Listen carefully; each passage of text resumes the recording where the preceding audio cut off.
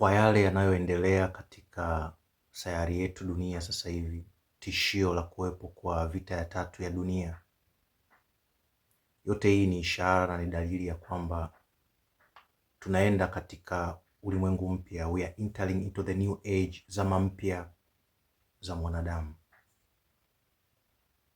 Na sio swala la kidini. Wale askari ambao ama viongozi wa zamu ambao walikuwa wapo kipaumbele katika kumsaidia mwanadamu kwenda katika kiwango cha juu cha ufahamu, sasa wanabadilishwa.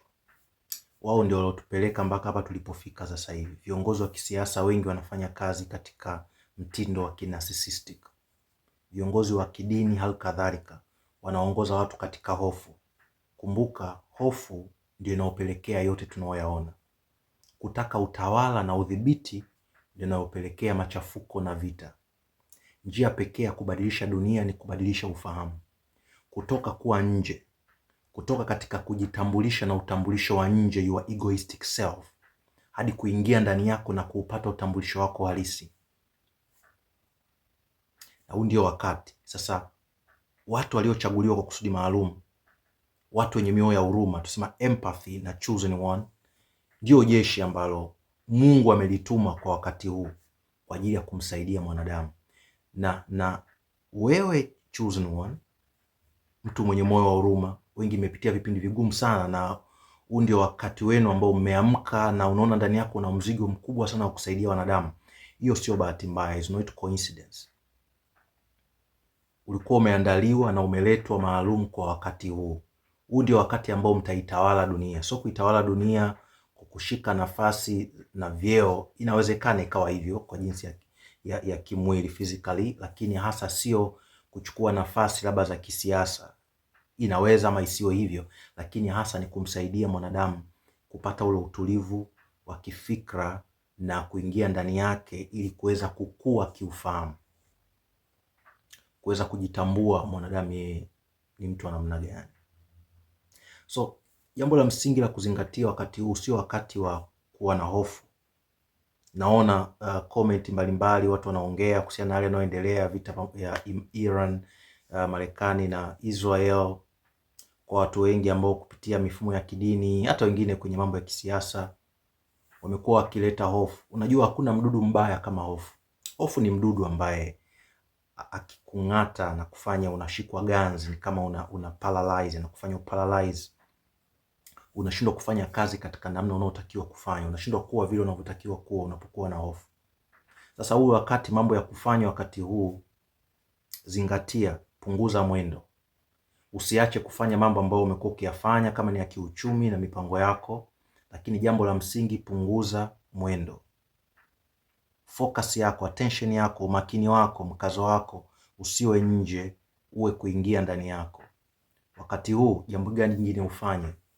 Zingatia kukaa katika asili, katika uoto wa asili. Tenga muda wako katika ratiba yako, sehemu ambayo iko natural environment. Na ukienda pale usiende na simu yako. Yaani ikiwezekana wewe simu yako izime, iache huko nyumbani. Ukienda maeneo, unaenda tu pale iangalie bahari, tazama anga, tazama mimea, tazama kama ni maji ipo karibu na mto, kama kuna wanyama wamekuzunguka, jiunganishe, then appreciate that. Ni wakati wa utulivu wa akili. Unajua kama akili pia haijatulia, yanapokuja mazingira kama haya, huna namna ya kukwepa hofu. Yaani njia pekee ya kushinda hofu ni kutoka katika hali ya kuhangaika kifikra na kutafuta ile amani ya ndani, utulivu wa ndani.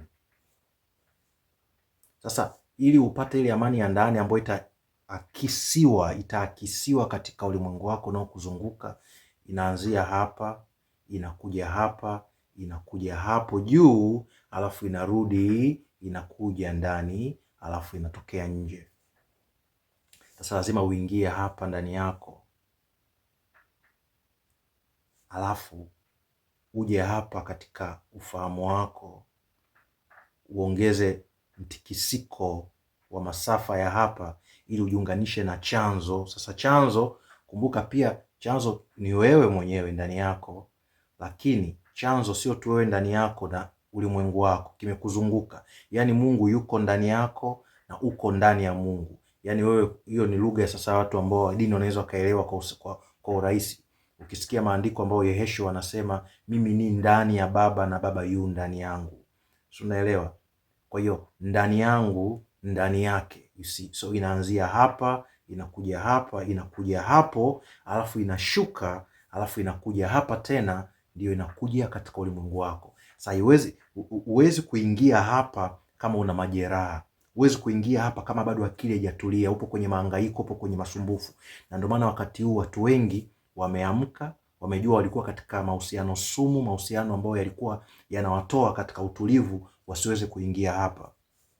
Na wengine ambao tunasimama kuzungumza ushuhuda ambao tumepitia kwenye maisha yetu, tunawasaidia wengine kuona ya kwamba huu sio wakati wa kuendelea kuyapoteza maisha yako kwa kuishi kwa kutazama nje, mazingira ya nje ambayo yanakuletea confusion, kuchanganyikiwa na mahangaiko. Kwa hiyo unapoponya majeraha yako unaweza ukaingia hapa. Yaani ni kama ukuta ambao umezuia, ndio upasue ule. Ukiingia ndani kuna mwangaza, kuna nuru. Ile nuru itakusaidia kufika hapa. Ukitoka hapa sasa unaunganika na chanzo moja kwa moja, unapata ile connection, ile muunganiko. Alafu sasa ndio vyote unavyovihitaji vinatiririka, you see, mpaka vidhihirike nje kwenye maisha yako. Kwa hiyo ni wakati wa kufanya uponyaji, na ndio maana naendesha madarasa ya uponyaji kila mwezi. Lengo ni nini? Lengo ni kukusaidia uingie hapa, so uondokane na kelele, hofu, maumivu, mfadhaiko, msongo wa mawazo, hali ya kuchanganyikiwa, hali ya wasiwasi, ili upate ile amani ya ndani, furaha ya ndani ambayo haiondolewi na hali ya nje au mazingira ya nje. Ni wakati wako wa kuamka, ni wakati wako wa kuitawala dunia.